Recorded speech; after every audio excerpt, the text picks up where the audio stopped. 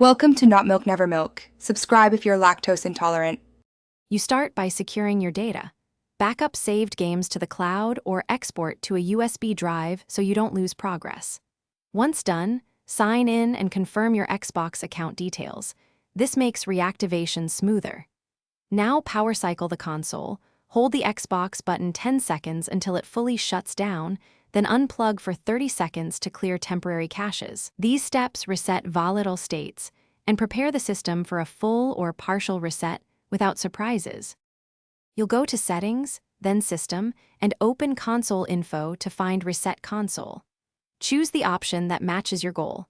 Keep games and apps to preserve downloads, or remove everything for a factory restore.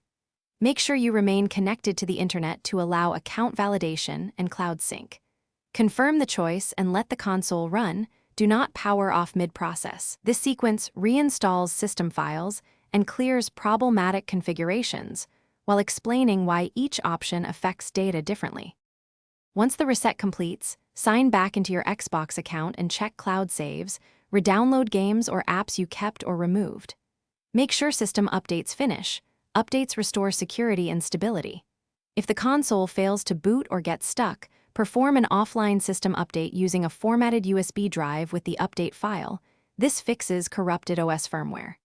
If problems persist, power cycle again, test another outlet, and contact Microsoft support with your console serial for hardware diagnosis. That one tip.